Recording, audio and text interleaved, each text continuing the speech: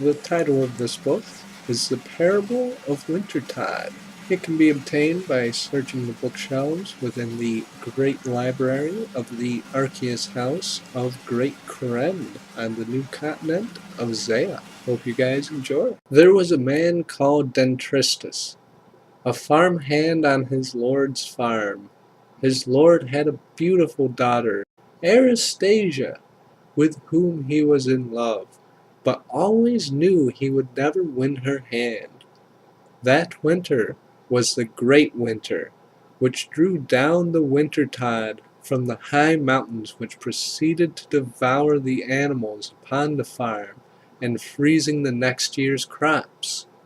The Lord had no food, and Arceuus wept at the fear and distress caused to her people.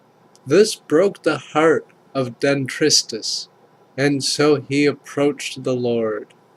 "My Lord, I cannot bear to see your beautiful daughter cry over the despair that this beast has caused. I vow that I will venture into the mountains and destroy the beast so that it shall trouble us no more." "Dentristus, you are a brave man," replied the Lord.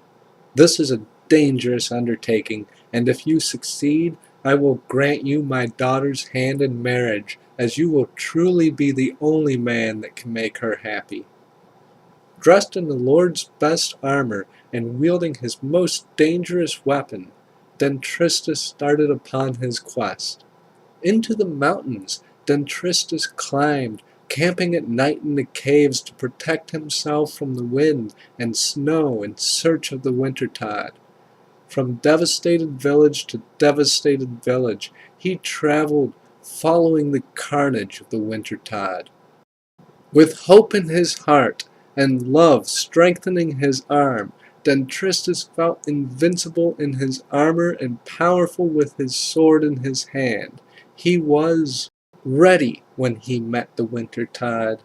One wishes you could say he put up a fight. But Dentristus lay dead before he even saw the Wintertodt, the icy wind freezing him to the bone before he could lay a blow.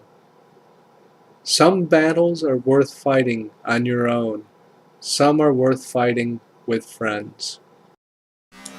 And with that, we've reached the end of the Parable of Wintertodt.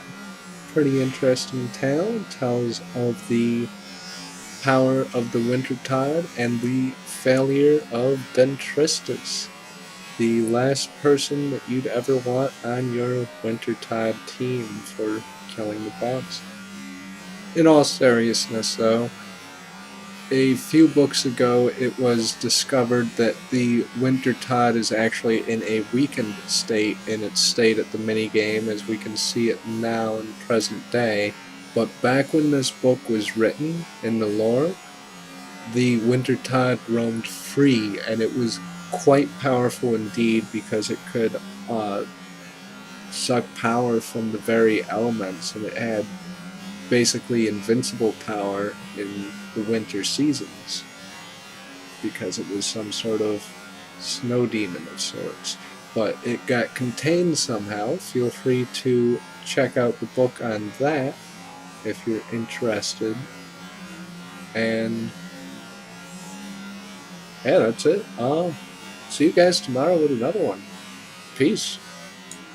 But for real though, I think this book really points to the futility of love in terms of reality and real events. Like, Dentristus seemed to be trying to force love, and he was kind of objectifying Arceuus quite a bit because he was winning her as a prize for defeating this beast. So it kind of serves him right in a way, so you can sort of sense a bit of cosmic justice coming from this tale a little bit. Feel free to leave your opinions down below in the comments. And yeah, like I said before, I'll see you tomorrow with the next audiobook. Peace, guys.